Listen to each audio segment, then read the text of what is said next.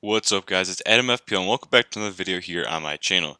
This is the blank game week 29 that's finally upon us. It's looking to be like a pretty dull game week with only 4 fixtures, but I'm going to go through my players, my team, the best I can. I'm going to go through my points in game week 28, how my team went on briefly. I'm going to go through how my team is shaping up for game week 29, how many players I have in this blank game week. I'm also going to show you guys my transfer plans for getting some players in for blank game week 29, and I'm also going to show you my predictions for the fixtures this week and some free hit players I would be looking to get in, especially some differentials if I was on a free hit. So with that being said, if you guys enjoyed the video and enjoy my content, smash that like button, subscribe if you're new, and let's get into it. So yeah, my points in game week 28.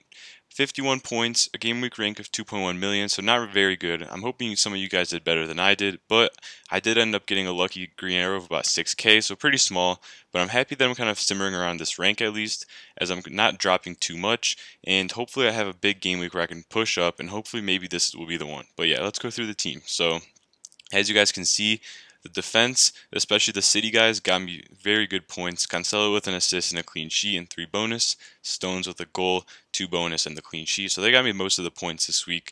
Everyone else in the defense blanked. We got my Salah captain who also blanked against Wolves. He had some lively chances, but in the end he continues his blank streak of many games without a goal. Yeah, and it's just Liverpool did win that game, but that was an interesting game. 1-0 Liverpool, but yeah, a lot of the big guys also blanked, with Fernandes, Son, and Kane also blanking. Son went off injured. I don't know if he's going to be fit for this game week against Villa, but hopefully he'll be back for the international break, or after the international break against Newcastle in game week 30. And then Bamford with a 1-pointer also went off injured, and Watkins got a nice assist. Pretty lucky. Other than that, the bench, pretty much nothing. We got all blanks, and then unfortunately we had Dallas rooted to my bench. But Dallas played Chelsea, and surprisingly that game ended 0-0. Both the goalies, Mesli and Mendy, played very well, and I was very surprised that Dallas got the clean sheet given Leeds' poor defense, and I was also backing my Chelsea boys who are in good form. But that's kind of the only thing there is. 51 points, nothing too much to write home about, a small green arrow, but yeah, let's get into the meat of the video. So game week 29 is the blank game week. As you guys can see, only 4 fixtures. So let's look at my team first. Many guys will have probably about 7, 8, 9 players, and I'm lucky enough to already have 1, 2, 3, 4, 5, 6, 7, 8, 9 players. And technically I do have another playing goalie, but I can only play one goalie. So, but yeah, this is kind of what I have. I have also 2 free transfers. So technically if everyone's fit, like Bamford and Son, I can get out a full 11 of starting players. And this will be huge. Most people probably have about 8 or 9 players is what I'm assuming, especially around my higher ranks and even higher ranks than I am. So if I can get to 11 players, that'll be amazing. And even just getting baseline points will be really beneficial in helping me gain some rank. So as you guys can see, I have Martinez and Areola. Currently I'm playing Martinez just because I think he can get more save points against a better team, and he has the higher ownership. I could play Areola, but I'm backing Leeds to score, especially since I have 2 other players and potentially another one, which I'll talk about in my transfers. We have Double Brighton defense, who have a nice fixture against Newcastle. I'm really backing them to do well here. I got them in for this game week, and hopefully they can give me some of the points. They're really low owned, so they're differentials. We have Veltman here at 2%, and we have Ben White even lower, or maybe actually a little higher at 2.6%. But other than that, I've got some nice differentials here. I've got Lookman.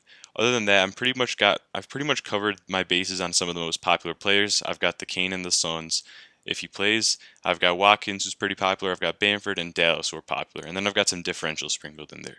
So overall, even if I didn't make any transfers, this team would look pretty decent shaping up this week.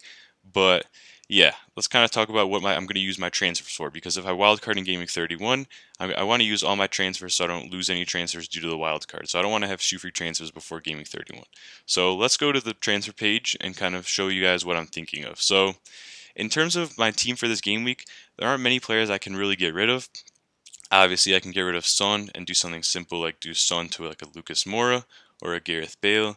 If we go to the Spurs players here, I can get a like for like if I want to take out Son, like I said, and get one of these guys in here. But the problem with this is I think that Son, like I said previously, I think he could be back against Newcastle in game week 30, and I think that this may want me to hold him. I may lose some value in this, which is the only downside to it, but he has a nice fixture against Newcastle, and the player I'd be taking out probably has a perhaps worse fixture and doesn't also play in this game week, and I can also get him back on the wild card. So the thing with Son is that Marino's always fishy with his injuries and plays these mind games in his press conferences, like he did in game week 5 when he said Son would be out, but Son played and he got like a haul. So I think I'm leaning towards keeping Son and playing him, and if he doesn't start, oh well. But yeah, that's kind of my thinking with Son. So I don't really want to get a Spurs player out right now like Son, and I'll just play both these guys and hope that maybe Son plays if he has a small chance to do so. So my transfer thoughts are right now to take out Salah and probably a Man City defender. Maybe I think I'm leaning slightly Cancelo right now because he is more of a rotation risk, and Stone just has that huge upside where he can score a goal and he gets the bonus points and the clean sheet. And I think that Pep knows that Diaz and Stones is the best center back partnership they have, and I think that he'll probably play because Leicester is a tough game, whereas Cancelo has more competition with Walker and Zinchenko, and we saw Mendy played against Fulham. So I'm slightly leaning to keep more Stones right now, even though I have more value in Cancelo. But the guys I'm looking to get in at the moment are Rafinha from Leeds, and I'm looking also to get in Aaron Cresswell, the top scoring defender who I've never had this season yet in FPL, in my team for the foreseeable before our wild card. So these two guys are both highly owned players around my rank. The thing I like about him is he's got Fulham and Sheffield United, which are two really good fixtures. I think he can do well against Fulham. He's Leeds' best player. He's been kind of getting more of the chances and being involved more than Bamford recently, and I think he's kind of the player that can really put a dagger into my game week if I don't have him.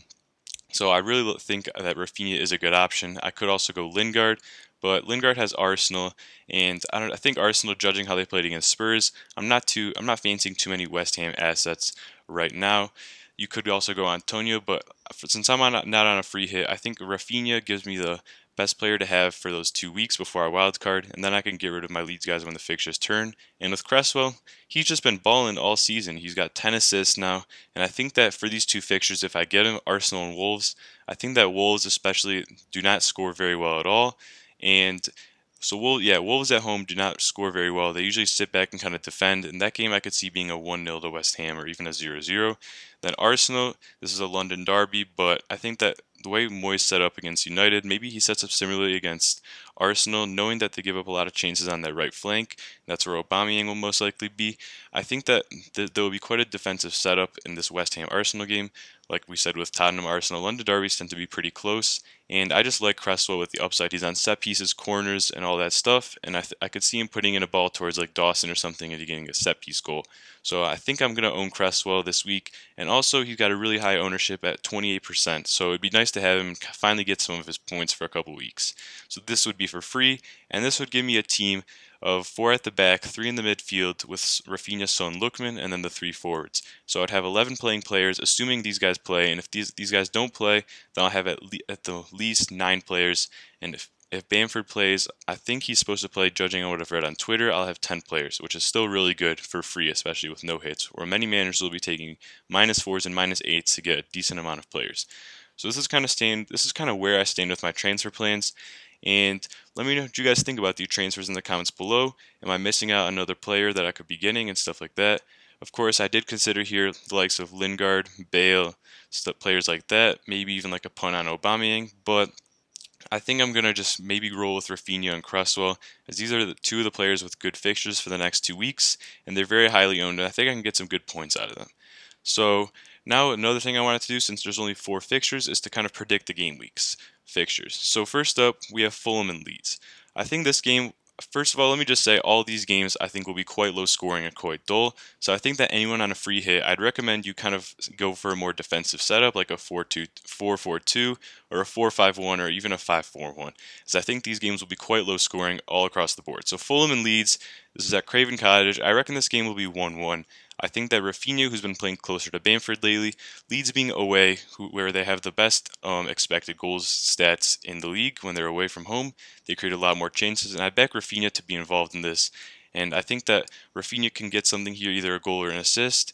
And I also think that Leeds' weaknesses on set pieces, with Fulham having some of those tall center backs, and also Leeds being the worst for expected goals conceded away from home, I think that Fulham can also nick a goal here, possibly from a Lookman set piece onto someone's head like Anderson, and I think that this will be like a 1-1 game. We have Brighton Newcastle. This is kind of the game that's getting the most kind of plaudits from people bringing in Brighton defenders and stuff. I think this game will be 1-0. Many people see Brighton scoring multiple goals, but Newcastle did have an improved performance against Villa last week, and I think that Brighton still cannot score goals for the life. I think that losing out on some of their key players due to injury will hurt, and I think that Brighton will win this 1-0. I backed them to keep the clean sheet. That's also why I brought a couple of defenders in my team for Brighton, or else I wouldn't have predicted this. And I think that Brighton will win 1-0. This will be huge for their season. Now, West Ham Arsenal, a tight London derby, I reckon also will be 1-1. I think that West Ham could get a goal here. Arsenal did show that they have some cracks defensively, with Spurs getting in the box a lot in that game. And even though Son was lost out in like the 19th minute, I still think that West Ham can create enough and not set up as deeply as they did against United, as West Ham are still going for spots like Europa League and stuff at this point of the season. I think they'll be going for it a little more. And I think Arsenal still have that decent firepower with Aubameyang and Lacazette on form and Saka, where they can kind of put a goal past West Ham. We have Aston Villa and Spurs, which I reckon will be 2-1 to Tottenham. So I think that Aston Villa, if they get Grealish back, is a huge boost, and I think that helps Ollie Watkins especially. And I think that Grealish just helps a lot with like the pressing of the opposing defense, and he drags a lot of opposition players towards him, freeing up space for some of the other guys. And I think that that could be a huge factor. But I also think Villa have been quite frail defensively lately, allowing a lot of shots on Martinez and hoping that Martinez can save them. And I think Tottenham will get a couple goals here. Son out possibly, or presumably, does hurt them in terms of their creator, as Son has kind of taken up this creative role recently. But I still think that Aston Villa can get a goal past them, and I think that Tottenham, like Harry Kane, will be involved, and maybe possibly like Bale or something like that. So 2-1 to Tottenham is my prediction. And yeah, those are my predictions for the 4 fixtures. And quickly, if we go to some of the players I'd target on a free hit draft, these are some of the players I'd be targeting. So I have a few Brighton players in here. I have Veltman and Dunk. These are probably the 2 best Brighton defenders to go for. Dunk on a set piece threat. And who knows, he may even be on penalties since Gross has missed a lot of them lately. We have Trossard, who has good stats. And even though they play United in Game Week 30, I think Trossard has one of the highest expected returns this week. And I think he could be a nice punt for those on a free hit. We have the Leeds guys of Dallas and Rafinha. Like I said with Rafinha, he's involved in most of the chances lately, and I back him to do well. His attacking stats are just amazing, and he's a quality player. We have Dallas, who can possibly be playing midfield this week against Fulham. I like Dallas in almost any game for maybe a clean sheet and maybe even attacking return here. We have the West Ham boys, Lingard, Antonio Cresswell. These are probably the only 3 players I'd be considering from West Ham at the moment. Lingard, when he's in the team, West Ham look a lot more fluid attackingly, which could bode well for them this week.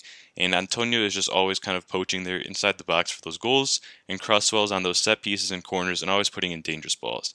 I like Anderson and Madja from Fulham. Madja's been having actually pretty good stats recently, and against the poorest Leeds defense that are away from home, where they're one of the worst, I think that they could do well here. And Anderson, who I back maybe for a clean sheet against Leeds possibly. Like I said, all these games will be low scoring, and I could see Anderson getting on maybe a headed attempt or something like that, or keeping a clean sheet where Fulham kind of buckle down in this game. Odegaard is a nice punt from Arsenal. He's been playing pretty well lately. I think Arteta's been backing him, and yeah, he's been playing most of the games. I think that the Europa League lineups will tell us if kind of he's in favor to start the next game or not in the Prem, but I like him as a little punt on the free hit. And then the Spurs boys, we have Lucas Moura and Kane. So Lucas Moura was like probably the best player after Son went off in that Arsenal game. He's kind of had the most energy and drive in the team, and I think that he could be a nice differential at only 6.6 million to start. And you could go Bale here, but I just picked Lucas Moura because he just looked better in the last game, and he's lower owned. And yeah, of course, Harry Kane, the most popular captain option this week. Harry Kane, you just got to pretty much have him in your team for Game Week 29 for the foreseeable. He's probably pretty much as close to essential as you can get at the moment. So yeah, that's pretty much going to wrap up the video, guys. If you guys enjoyed the video and enjoy the content, and if you made it this far, smash that like button, hit the subscribe button if you're new. I'm trying to hit 100 subscribers. And let me know your guys' plans for Game Week 29. How many players are you guys going to have in this blank game week? And what are your transfers going to be?